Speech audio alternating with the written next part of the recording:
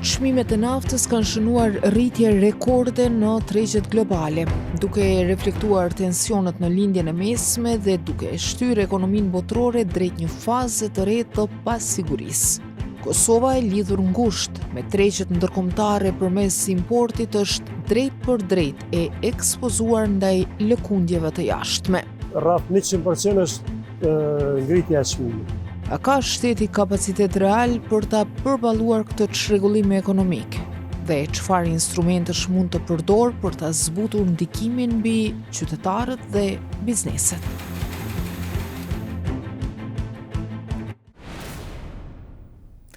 Shikues të nderuar, përshëndetje, mirë se vini në edicionin e ri të Ekspozes, magazinës së përjavshme televizive të radios Evropa e Lirë. Unë jam Valona Tela.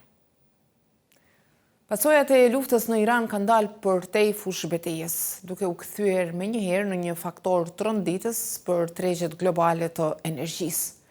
Gjatë më shumë se një muaji, armiqësi të ashpra me sulme të shëbaz dhe Izraelit në njërin anë dhe kundërpërgjigje të Iranit në anën tjetër, çmimi i naftës së papërpunuar Brent, standard global i referencës, është rritur deri në gati 50% në kulmet e krizës. Kjo rritje e nxitur nga pasigurit rreth furnizimit global është reflektuar shpejt në tregjet evropiane të energjisë, deri në Kosovë. Pa rafineri të vetën të naftës, Kosova është tërësisht e varur nga importet dhe për pasojë e ekspozuar drejt për drejt ndaj lëkundjeve të çmimeve në tregjet ndërkombëtare. Që nga fillimi i konfliktit më 28 shkurt deri në mes të prillit, çmimet e naftës në vend janë rritur për më shumë se 50 cent për litër. Në përpjekje për të kontrolluar tregun, Ministria e Industrisë, Ndërmarrësisë dhe Tregtisë ka përcaktuar një marzh maksimale tregtare për derivatet e naftës, duke kufizuar hapësirën e fitimit për shitësit dhe më pas se ka zëvendësuar atë me çmime tavan. Efekti i kësaj mase megjithatë mbetet i diskutueshëm, sidomos për bizneset që varen drejt për drejt nga importi dhe zinxhirët global të furnizimit. Disa prej tyre raportojnë se ajo nuk është e mjaftueshme për të kompensuar rritjen e kostove të prodhimit. Në Feriza, i pjesa juglindore e Kosovës, fabrika e produkteve të pastrimit Cadi Cleaning është një shembull i drejt për drejt i kësaj trysnie. Brenda pak javësh, kostot e lëndës së parë për të që importohet nga jashtë janë rritur në mënyrë drastike. Pronari i saj, Sadri Gashi, thotë se baza e prodhimit të tyre, granulati plastik, është e lidhur ngushtë me naftën pasi rrjedh nga përpunimi në rafineri. Si rezultat, çdo lëvizje në çmimin e naftës përkthehet pothuajse menjëherë në rritje të kostove për fabrikën e tij. Kryesisht të na lëndë e parë është thoya nafta. Granulati ka përmbajtje prej naftës, do të thotë prej rafinerisë, të na ka direkt ngritje çmimeve ekstremisht shumë. Që rreth 100% është ngritja e çmimit. Përveç shtrejtimit të lëndës së parë janë rritur edhe kostot e transportit dhe furnizimit, duke e rënduar edhe më tej bilancin e kompanisë. Aktualisht fabrika e Gashit me 75 punëtorë dhe me rreth 70% të prodhimit të orientuar për eksport, po operon me stoqe të siguruara më herët, ndërsa furnizimet e reja vijnë me çmime dukshëm më të larta. Kemi marrë me këto çmime të reja, me shpresë që po rregullohet dhe po stabilizohet prapë tregu, se me këto çmime nuk e di çu kena më kanë konkurrent në tregjet ndërkombëtare. Kjo pasiguri nuk ndalet vetëm tek eksportet, por gradualisht zhvendoset edhe në tregun e brendshëm, ku bizneset përballen me zgjedhjen mes uljes së fitimit ose rritjes së çmimeve për konsumatorët.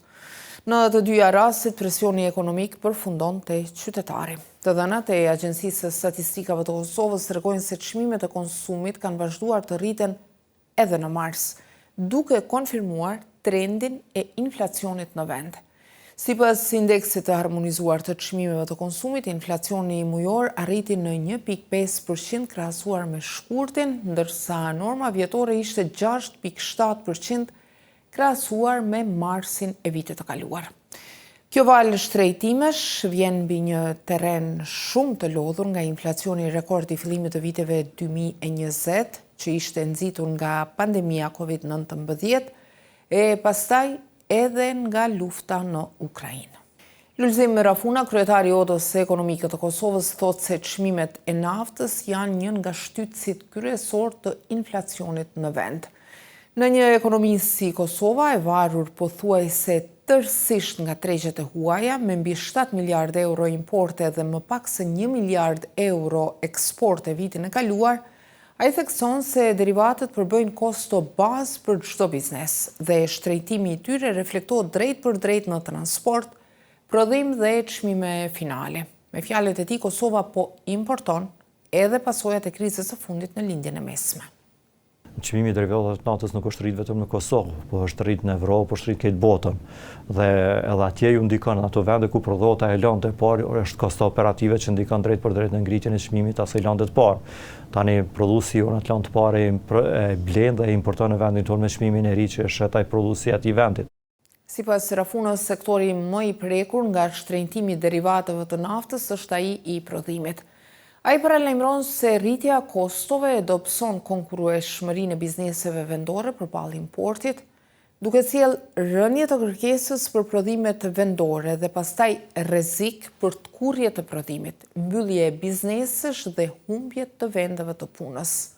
Në këtë kontekst, Rafuna thekson nevojën për ndërhyrje më aktive të qeverisë në mbrojtje të prodhimit vendor. Çmimet tavan për derivatet e naftës thotë se nuk mjaftojnë. Ne kemi kërkuar qysh para një muaji kur filloi patëm tendencën e rritjes së çmimeve të derivatës, kemi kërkuar që të mbirren veprime ose të ulet norma tatimit të akcizës, ose të ulet norma tatimit të vlerës së shtuar apo të largohet komplet tatimi i vlerës së shtuar. Dhe nuk u ndërmor asnjë veprim me arsyetimin se po humb buxheti i shtetit.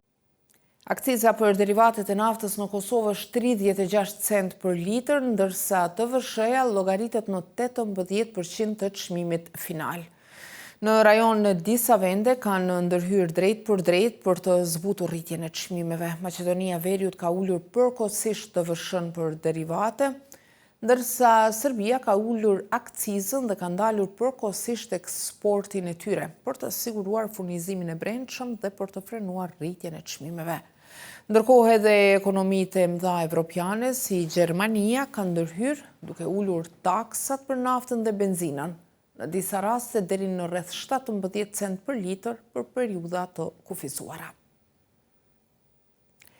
Institucionet qeveritare në Kosovë thonë se ndikimi i rritjes së çmimeve të naftës në inflacion po menaxhohet përmes masave të targetuara dhe ndërhyrjeve të kufizuara në treg. Në përgjigje për Radion Evropa e Lirë, Ministria e Industrisë, Ndërmarrësisë dhe Tregtisë thotë se fokusi është te sektorët më të ndjeshëm si bujqësia dhe transporti. Për këto kategori, sipas Ministrisë, parashihen mbështetje të drejta, përfshirë rishikimin e skemave të subvencioneve dhe vazhdimin e mbulimit të akcizës për karburantët bujqësore, si praktikë që aplikohet prej vitesh. Sa u përket konsumatorëve, institucionet po përgatisin një projekt ligj që synon të krijojë mekanizma ndërhyrjeje në rast të destabilizimit të tregut, përfshirë mundësinë e vendosjes së marzhës së fitimit ose çmimeve tavan për produktet bazë. Ky projekt i ligj aktualisht është duke u trajtuar si prioritet në Kuvendin e Kosovës, që ka reflekton angazhimin institucional për të krijuar një bazë të qëndrueshme ligjore për ndërhyrje të shpejta dhe efektive në mbrojtjet e konsumatorit dhe funksionimit të drejtë të tregut. Ministria e Industrisë Mimoza Kusari Lila në një prononcim për gazetarët javën e kaluar vlerësoi se nuk ka nevojë për masë shtesë si ulja e akcizës apo heqja e TVSH-s, duke theksuar se rritja e çmimeve nuk ka qenë ekstreme, pavarësisht lëvizjeve në bursat ndërkombëtare. Fondi Monetar Ndërkombëtar në anën tjetër doli me një parashikim të zymt. Institucioni financiar me seli në Washington paralajmëroi se ekonomia globale mund t'i afrohet recesionit nëse tensionet mes SBA-s, Izraelit dhe Iranit vazhdojnë dhe çmimet e energjisë mbeten të larta. Në raportin World Economic Outlook, FMN-ja vlerësoi se në një skenar negativ me rritje të qëndrueshme të çmimeve të naftës, gazit dhe ushqimeve, rritja globale mund të bjerë nën 2% në vitin 2026. FMN-ja nuk e përmendi Kosovën në mënyrë të veçantë, por theksoi se ngadalësimi i rritjes dhe rritja e inflacionit pritet të jenë veçanërisht të theksuar në ekonomitë në zhvillim, ku bën pjesë edhe Kosova. Vendi renditet ndër ekonomitë më të varfra në Evropë, kur matet me produktin e brendshëm bruto për kokë banori. Struktura ekonomike e tij vazhdon të mbështetet në importe, remitenca dhe konsum, ndërsa sektori prodhues është relativisht i dobët. Në këto rrethana, Gashi mbetet në pritje të stabilizimit të tregut, në të kundërtën paralajmëron shtrenjtim të produkteve të tij nga fundi i prillit. Inshallah s'po vazhdon, se me po me vazhdu është ma kes, se di. Nëse vazhdon, ka me vazhdu për gjithë, nuk është vetëm për mu, po shpresojmë që ka më rregullu. Siç paralajmërojnë analizat ndërkombëtare dhe nëse konflikti ndalet shpejt, tregu i energjisë nuk rikthehet menjëherë në normalitet, pasi mungesat në furnizim dhe pasiguria pritet të vazhdojnë me muaj, nëse jo vite. Fundi i naftës së lirë nuk do të thotë fundi i përdorimit të saj, do të thotë kosto më lartë në jetën e përditshme, shkruan portali The Conversation. Shikues të nderuar, kështu kemi ardhur në fund të këtij edicioni të ekspozes. Për të reja të fundit vazhdoni të na përcjellni në faqen tonë në internet në adresën evropaelir.org si dhe në rrjetet sociale Facebook, X, Instagram dhe YouTube. Bashkë takohemi të premten e ardhshme. Mirëmbëjtje.